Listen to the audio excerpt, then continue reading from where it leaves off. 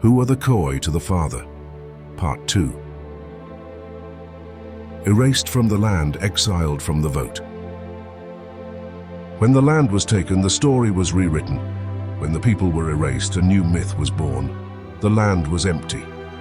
This was the lie, and the lie became law. The Dutch came with ships. The Bantu came with herds. The Boer trekked with wagons. But the Khoi and San were already there, from the Cape to the mountains, from the Drakensberg to the sea. They did not write deeds, because the land already knew them. When the time came to print national money, the state chose a face to honor. A San hunter, bow drawn, gaze steady, placed on some of the South African banknotes, but given no voice. A symbol of heritage, but not a recipient of justice. Their image was used, while their land remained in the hands of others. No restitution, no constitutional protection, only display without dignity.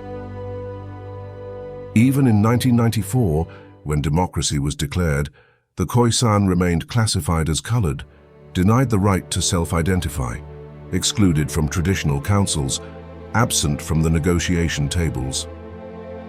They did not march in the millions. They were not armed with rifles or rhetoric, but they were present, still waiting.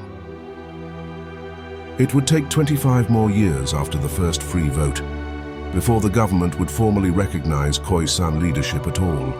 Even then, it came with no land, no reparations, no voice in the constitutional court. Their languages were silenced, their children renamed, their faith converted, and their identity buried beneath new categories, colored, half-caste, forgotten. But heaven never used those names. To the Father, they were never lost, just delayed. In the Cape, the term colored became a net cast wide, catching in it every people the empire displaced or enslaved. The indigenous Khoi San, the Southeast Asian exiles, the enslaved Africans and Indians brought on Dutch ships, all labeled, boxed, and renamed.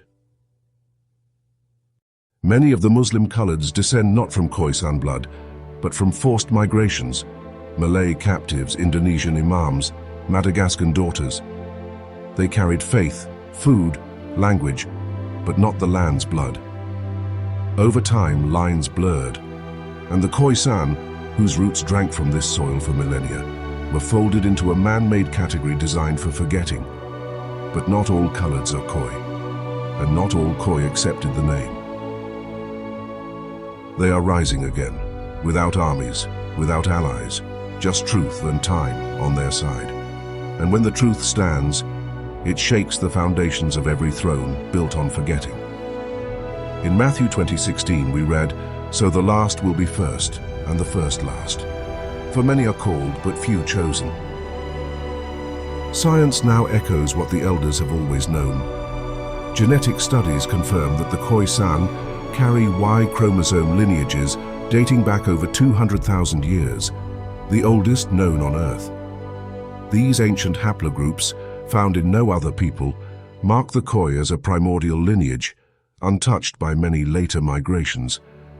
Some Khoi leaders believe they descend not from Ham, Shem, or Japheth, but from Seth, the appointed son of Adam, a pure remnant, a witness preserved. And remarkably, DNA also reveals traces of E1B1A, the marker tied to the scattered tribes of Israel, within some Khoi communities. It suggests that ancient paths once crossed and covenants were whispered, long before the world took notice. You honored the face on the money, but denied the name in the soil. You gave them a note, but not a voice. You called them heritage, but the Father calls them His. Who are the Khoi to the Father is a 4-part series. Watch part 3 for more insight.